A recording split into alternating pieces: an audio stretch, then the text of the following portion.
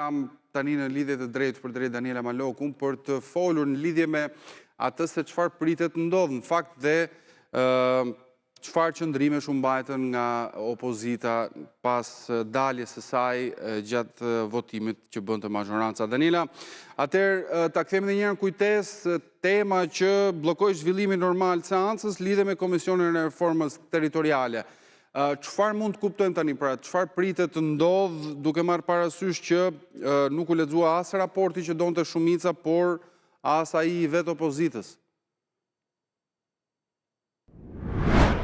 Mes debateve të shumta në fakt ka arritur që të zhvillohet edhe gjithë procesi i votimit, që tashmë kalon të gjitha rezolutat për institucionet e drejtësisë, por kalojnë edhe dy nisma të rëndësishme, qoftë akti normativ që sigurojnë mbështetje financiare për koncertin e Kanye West, i shumë kundërshtuar nga ana e opozitës, por që sot nuk tha thuajse asnjë fjalë për të, dhe po ashtu edhe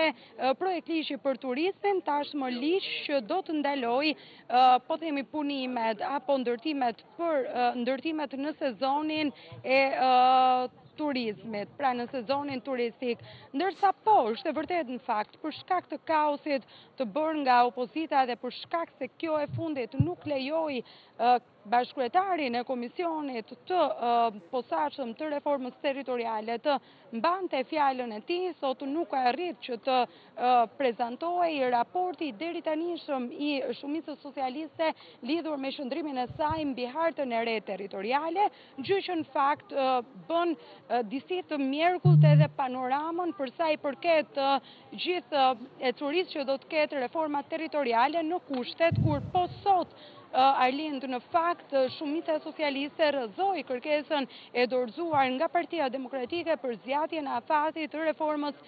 territoriale me 3 muaj. Pra nuk ka një zgjatje të afatit të komisionit posaçëm të reformës territoriale, por do të vijohet me sa duket puna vetëm nga ana e socialistëve për të prezantuar raportin, gjë që nuk dihet se kur do të ndodhe, më tepër të bërë propozimet e veta lidhur me hartën e re territoriale dhe me numrin që do duhet ketë vendi, pra numrin e bashkive që duhet të ketë vendi pas kësaj harte të re territoriale, në kushtet kur dukshëm rrugët mes opozitës dhe mazhorancës ndahen sot lidhur me reformën territoriale. Partia Demokratike nga ana tjetër ka deklaruar se ka një projekt të vetin për hartën e re, që përfshin diku tek 100 deri në 110 bashki, duke rikthyer edhe komunat, ndërsa socialistët që sikurse e theksuam nuk arritën që të lexonin sot raportin e tyre që kishin përgatitur për reformën territoriale, do të vazhdojnë të vetëm me gjatë rrugën që këtij raporti t'i bashkangjisin propozimet konkrete për numrin e bashkive dhe ndarjen e vendit në rajone dhe mbase për ta depozituar në shtator si një nismë e Partisë Socialiste në kushtet kur nuk ka një dakordsi në Komisionin e Reformës Territoriale. Po? Ka patur qëndrime, deklarata teksa kanë dalë nga salla e seancave plenare, antarët e opozitës. Daniela, çfarë qëndrimesh kanë mbajtur? Çfarë kanë thënë? Atëherë, i pari që doli nga salla e seancave plenare, teksa po votoi, ishte kryeministri Edi Rama. Me njëherë fill pas tij, deputetët e opozitës duke se përfunduan misionin, kështu që u larguan disa sekonda pasi kryeministri la sallën. I pari që foli për mediat ishte Sali Berisha, që e quajti një ditë të errët për demokracinë, faktin që sipas tij sot Rama ka thyer të gjithë paktin për reformën territoriale, duke vendosur që ta vijojë i vetëm atë dhe duke prishur në një farë forme me porosi të tij seancën plenare, sepse Partia Demokratike i akuzon kreun e qeverisë se me urdhër të tij u prish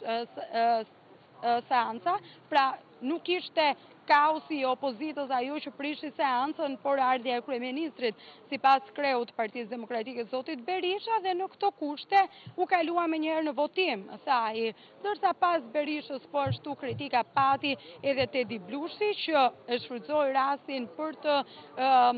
dënuar edhe dhunën ndaj protestuesve sipas tij, ndërsa e quajti Ramën sot si një kufom e ardhur në parlament. Tedi Blushi, kreu i grupit parlamentar të Partisë së Lirisë, dhe këto kanë qenë reagimet e deri tanishme, do të mbetet për të parë nëse do të ketë një fjalë edhe nga përfaqësuesit e Partisë Socialiste,